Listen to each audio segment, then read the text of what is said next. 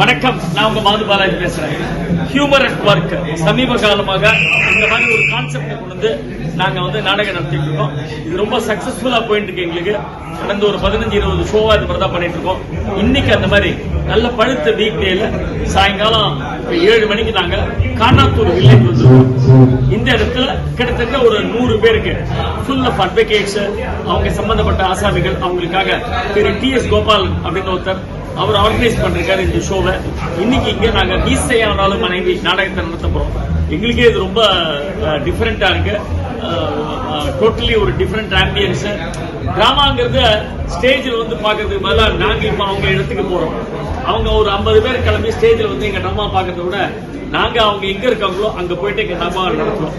அந்த மாதிரி நிறைய அபார்ட்மெண்ட்ஸ் நடத்தினோம். கார்பரேட் கம்பெனிஸ்ல நிறைய போட்டுட்டு இருக்கோம். இப்ப இன்னைக்கு இந்த மாதிரி ஒரு கேதரிங் எங்க டிராமா போடுறோம். இங்க ஆம்பியன்ஸ் பாத்தீங்கன்னா திஸ் இஸ் a place, அதாவது இட் இஸ் a hall. இந்த ஹால்ல தான் நாங்க டிராமா போட போறோம். இதுதான் எங்களோட ஸ்டேஜ்.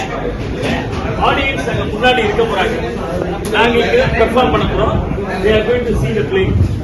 சோ இடம் எப்படி இருந்தாலும் எங்களோட எய்ம் என்னன்னா ஆடியன்ஸை சிரிக்க வைக்கணும். அதுதான் எங்களோட எய்ம். 1.5 மணி நேரம் அங்க வந்தவங்களை மனசார சிரிக்க வைக்கணும். அதுக்காக இந்த அட்டெம்ப்ட். சோ எங்க பசங்க எல்லாரும் வந்திருக்காங்க. ஜி ஸ்ரீனிவாசன், கார்த்திக், பார்த்தி, பிரதீப், சுந்தர்ராஜன் எல்லாரும் வந்திருக்காங்க. ஸோ மகேஷ், கோவிந்தா, கணேஷ், குட்டி ரமேஷ் எல்லாரும் வந்திருக்காங்க.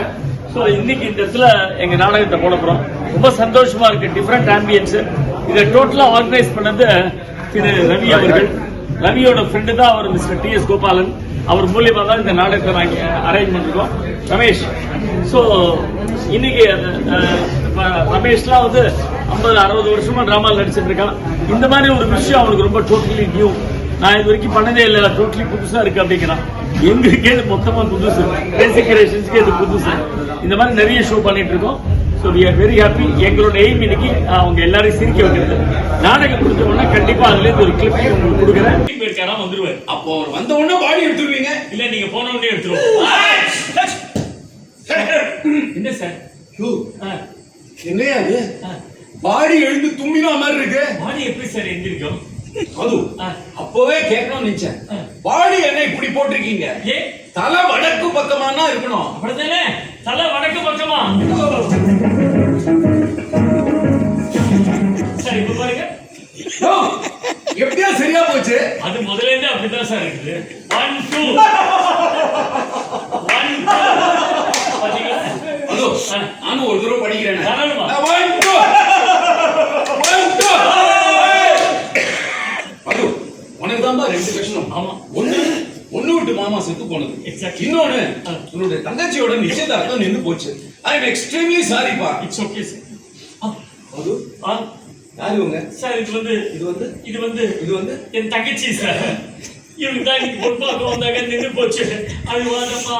அழடி அழுவாதம்மா. அது இது உன் தங்கச்சியா? ஆமா, சொந்த தங்கச்சியா? சொல்லவே வேணாம். அச்சு ஜாட உன்ன மாதிரியே இருக்கா. அப்பா இது எப்படி? என்னன்னா சொல்றாரு இப்ப வருத்தப்பட்டு என்னமா பிரயோஜனம்? நின்னு போன கல்யாணம் நின்னு போடுதுதான். நீ எதுக்கும் கவலைப்படாத. கூடிய சீக்கிரத்துல உனக்கு நல்ல இடத்துல கல்யாணம் நடக்கும். என்ன போய் தங்கச்சி அது மாதிரிலாம் சொல்லாதமா. பொறுப்பாக்க வந்து திருப்பி போயிட்டாங்களே, வருத்தப்படுறியா? கவலைப்படாத. இந்த பையன் போனா இன்னொரு பையன் வருவான்.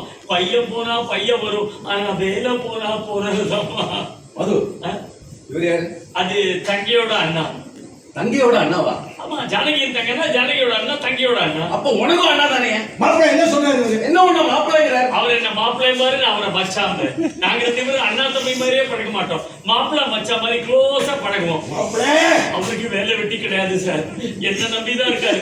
எனக்கு மட்டும் வேலை போச்சு. அவர் தான் முதல்ல நடுத்தருல நிற்பார். நடுத்தருல நிற்கணும், ஞாபகம் வச்சு. உனக்கு எதுக்கு அனாவசியமா வேலை போகணும்? அவர் ஏடாகரமா பேசுறா, வேலை போயிருக்கு சார். சரி, அதை விடு. அப்பவே கேட்கணும்னு நினைச்சேன். ஓ வைஃப் எங்க? ஜானகி மேனேஜர் ஒய்ஃப் எங்க கேட்கறேன்னு சொல்லிடுவா. தலைக்கு மேல வெளில போயிடுச்சு. சாரி, ஒய்ஃப் ஹாஸ்பிட்டல்ல இருக்கா சார். வாட்? ஹாஸ்பிட்டல்ல என்னாச்சு? அவளுக்கு ஹார்ட்ல ஒரு வால்வு சரியா ஒர்க் பண்ணல. ஐயோ. நான் தான் டெய்லி போயிட்டு ஹாஸ்பிட்டலுக்கு போயிட்டு வந்துட்டு இருக்கேன்.